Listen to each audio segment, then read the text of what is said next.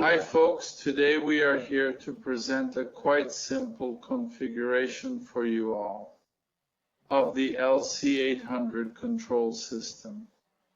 And we will configure a basic PID here, briefly discussing its characteristics and the basic PID.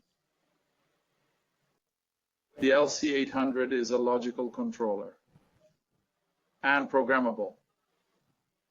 That includes cards, operates with RAC, and has inputs and outputs to allow us to implement your control strategy, utilizing this complete hardware setup with various card options, and the chance to work on Modbus as well as to work with the Ethernet network, especially the high-speed HSE network connection.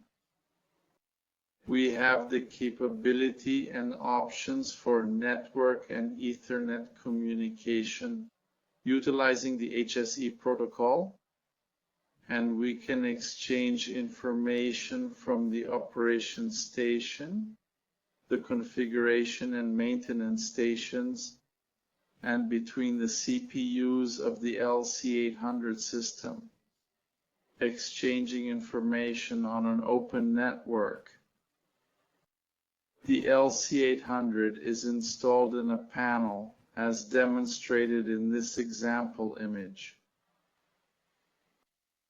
The CPU has two Ethernet ports functioning at a high speed of 100 megabits per second. It is possible to function with a 232-door setup in addition to employing the Modbus. The CPU has a failure output, and if something goes wrong, a relay will activate. It features signaling LEDs that show the status of the CPU clearly. With these two Ethernet ports, we can set up network redundancy easily. Let's initiate the setup of the System 302 in conjunction with the LC800. Open the application belonging to System 302, and we can begin the configuration process. First, we can install the license. Installing the license is straightforward as demonstrated in the video. The license is just a click away on this button. Click the soft key to generate a software license. The license is free, no costs involved. No need to worry about license costs. It will be free and will enable configuration features. Free for the customer. Right-click to create a new project. Let's use a predefined configuration for the LC800, which will create automatically our project. Define a name for the project. We can easily create a new project to initiate the control strategy. Thus, we have countless configuration possibilities via LED and block configuration by utilizing this flexible block to configure our system. At this moment, we can go online with the controller by hitting this green button in the software. This allows us to remain online with the CPU and commission the CPU. We pick the controller. Since we're networked, we can have many CPUs, and we select the one we want through the address number, and we commission it. Commissioning is simply putting the name we assigned in the software onto the real controller. In the end, it will give us the possibility to download. We will say no, and we will perform this general download later in System 302. Now let's edit our configuration. By right-clicking, we'll edit the logic. We will access Logic View, which is the software we use to develop our strategy, and kick off our project, utilizing either LED strategy or functional block strategy based on what we need. First, we define our hardware, so we'll set up the conventional hardware by right-clicking. It is also possible to work with a redundant strategy. In the first rack, we will install a digital input card. And later, we'll add a digital output card too. We place the power supply and CPU in the first rack, then head to the second rack. In the second rack, we will place analog input cards and an analog output card, plus we will also add a card for temperature, where we have the option to work with PT100 or thermocouple. It's a flexible card for our project's logic. Here in the tabs, we have resources, counters, timers, conventional IOs for process control, data menu, math blocks, comparison blocks, the elements needed to build our ladder, input contact, output contact, closed, open, and communication, where we can go online and simulate. We will cover this later. Now, let's proceed to add our PID controller and block. Very simple. We use a block called EPID. It opens a tab on the right. This tab contains the block configuration. Now we will add the inputs and outputs. We will connect to the continuous line. We connect this block to our command line. We will add the outputs, add to the inputs and input contacts. For the manual automatic, we will set it to close so that it can start automatically. And we will save, ensuring we do not forget to save. Next, we will proceed to add the tags. We will use the virtual as an example here. Initially, we will set virtual 0 followed by virtual 1, SECHI, virtual 2, and virtual 3, designated for alarms and alarm contacts. We will also set the virtual in the security inputs. For the local remote, we will use the virtual as an example. And for the manual automatic, we will also set the virtual. So we have all set up, and we will save. On the side, on the right side, we have the possibility, as we discussed, to input the information for our block. We can configure the local set point, an example at 50%. Thus, we have initiated the process with the set point configured. Later, we can also carry out the preliminary tuning. Initial, which we will start our system setting a KP of 5 and an integral rate. We also set the starting value for our process. We can also configure a derivative rate. And with this, we make an initial configuration of our PID. It is quite simple and practical. This PID configuration is very educational. It is very easy. Once the program is finished, we will close our Logic View application or minimize it and proceed to download. Initially, we will export the tag. In order to communicate with the PC, it's really straightforward, as we can see. Having finished successfully, we will now download the configuration. For our LC800, we will start it now. And it will proceed to download the program onto our controller. It's also very simple, very quick. This download configuration, and it takes a little time, and we managed to finish it. We can go back to our ladder configuration, go online, monitor the ladder. Also monitor the blocks by pressing this second button. Also monitor the data. For data modification, it will upload the data.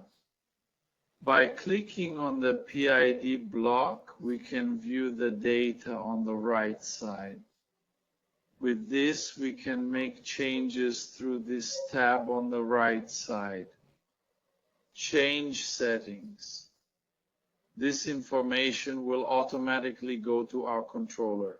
Notice this great ease, which we have, our PID. We are online and have confirmed it.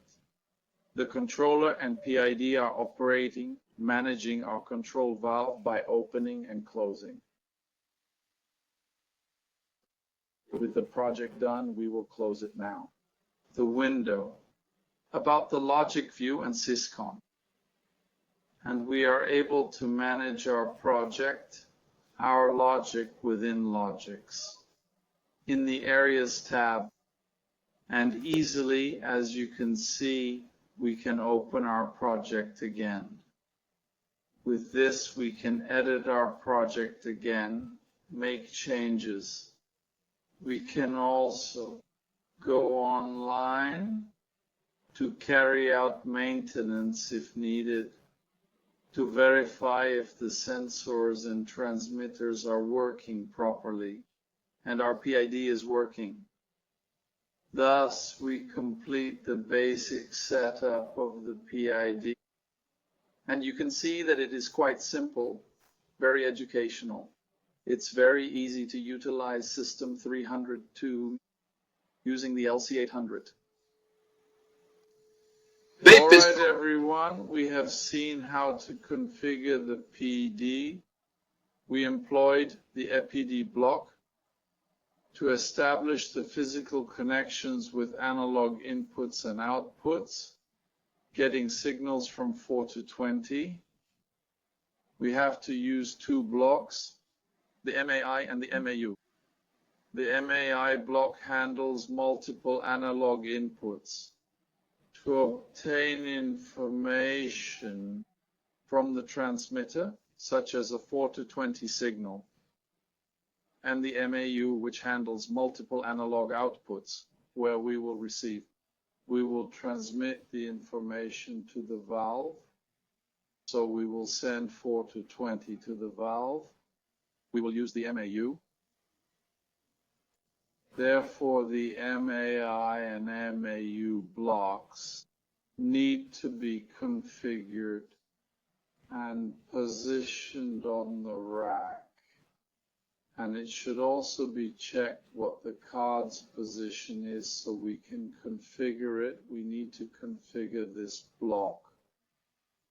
So for that, we will click here on the block. For instance, here is the MAU, and then you will search for the CN parameter value, which is marked here for us. So click on the block, choose the parameter here, and then we will have to configure this parameter for analog communication so we can receive and send info from 4 to 20. So in this parameter we talked about, which is the CN, the value channel. CN means channel. the user is able to set the number of inputs and outputs.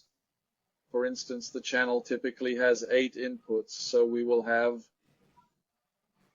the configuration for these 8 inputs. We can handle one at a time, or we can handle all inputs at once. So this shows an example, and we will cover this example later. And in this channel, we will place in this format here the rack, the slot, the group, and the point. We will explain soon.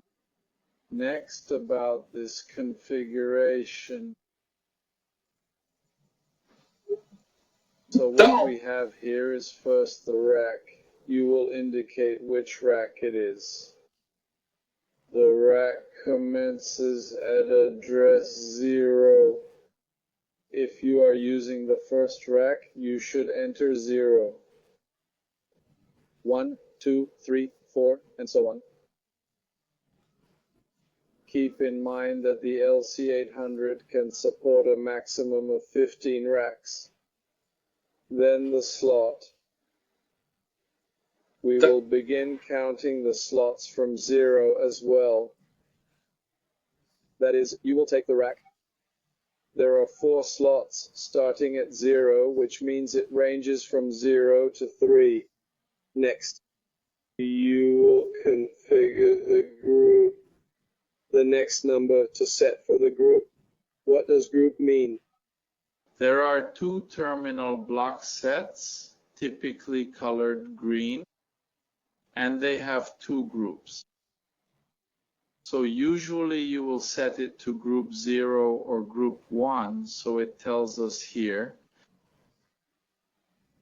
The ordinal number of groups in the specified module for input and output ranges from 0 to 1, which means we will have 2 groups in the O card. So you need to keep an eye on whether it is the first group or the second group. The input and output points are organized into groups of 8 inputs. Each card contains 8 inputs.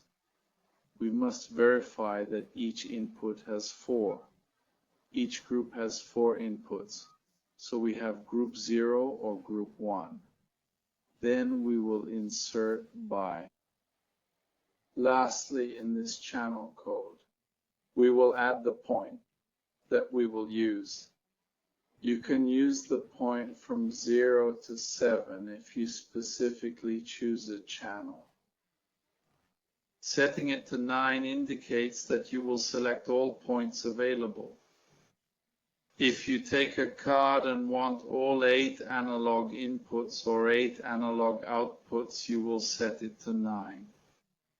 It will configure in sequence the 8 points for inputs or outputs. Thus, we have the channel value based on the example we gave. Here we have 1.300. What does it mean? It means it consists of an element where we have. Here we see the rack. The first 2 numbers can be the rack. Next, we have the slot, group, and point number, leading to our example of 1.250, for example. This indicates it is rack 1. Slot 2, group 0, and point 3, or another example we have available. Also, which is shown here in the figure, we have rack 1 here. It is not the first rack, so it is the second one. There is slot 3. And we also have group 0. And we also have point 0 in sequence. So we configure the channel value here. 1.300, or rather 1.300 as an example. Thus, we finished the video regarding a PID setup on the LC800. Here are some channels you can access. Our internet address is provided here. Go to www.smar.com.br. If you have questions about the budget, please email us at orsamento@smar.com.br. Tech support is also available here for any questions you may have. They will help you with your questions and needs, okay?